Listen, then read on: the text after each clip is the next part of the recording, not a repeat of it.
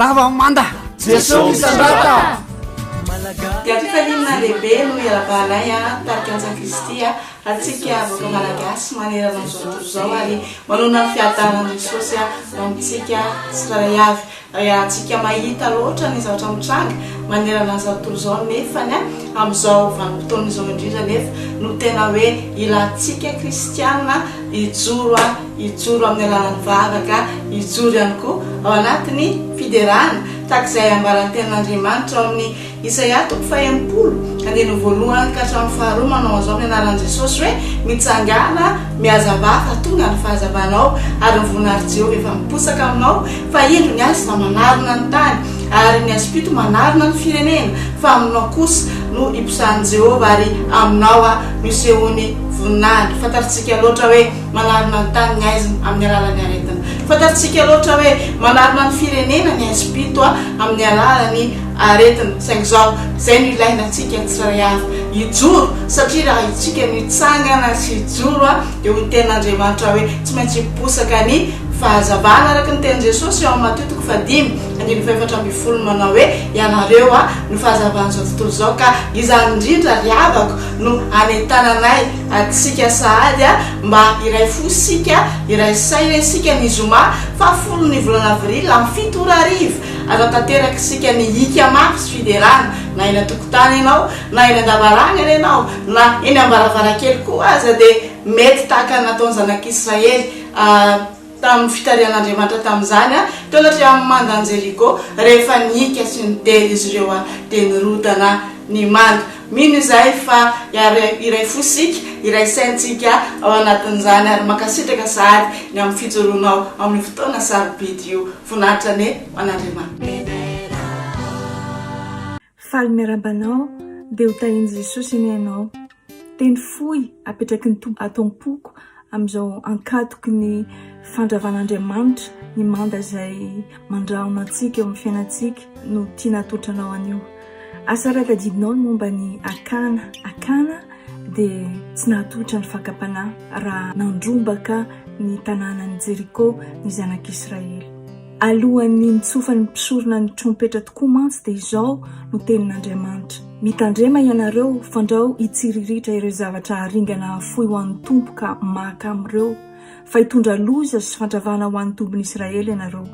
ny vola fotsy sy volamena rehetra ary ny fanaka rehetra alimo sy vy dia atokana ho azy tompo ka ahiditra eo amin'ny firaketan'ny tompo dia nitsoka trompetra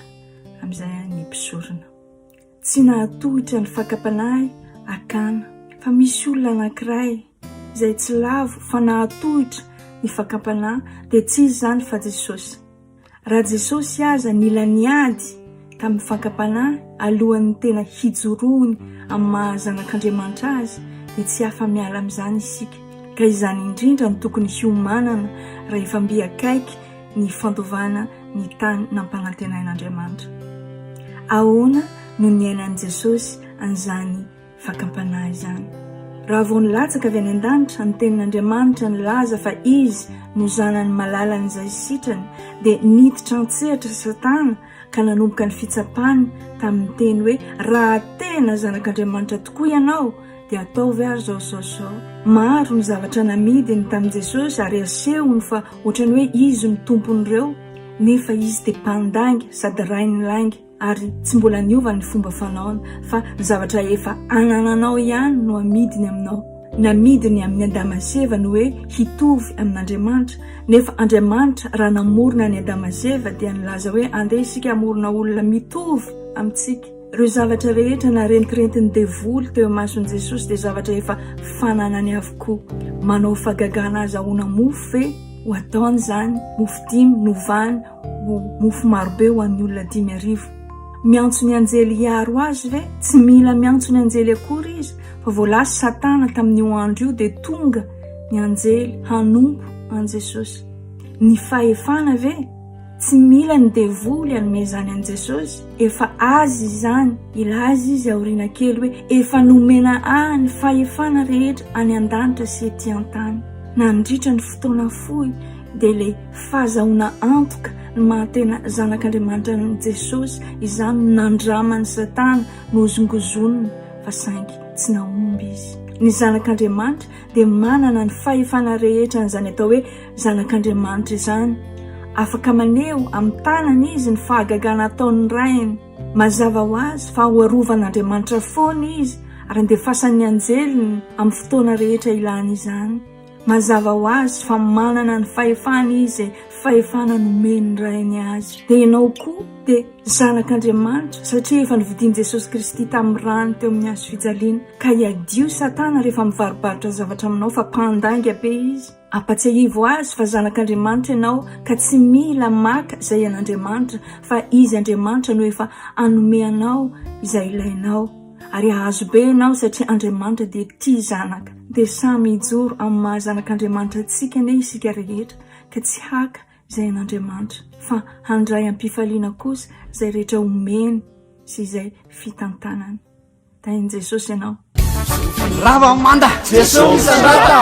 Mpino kristianina dia iaraka iray fo hibebaka sy andrava ny manda ny fahavalo ary anandratra ny Jesosy Kristy tontsika. miomana ary fotoana manokana iarahantsika ninninona fiangonana misy anao. Misy mahafolo aprily 2024 amin'ny 7 hora Madagasikara. Rava manda Jesosy misandrata. Zoma 10 avril amin'ny 7 any amin'izay misy anao. Manakora fa omeny tompo anareo ny tanàna. Josoatoko faherena andiny fahenambiny folo. Azandratsika miaraka ny feontsika naiza alefa soanakoako. Na eo ambaravarakely na eo andavarangana misy anao. Rava manda Jesosy misandrata. Malagasy petra mifanatre.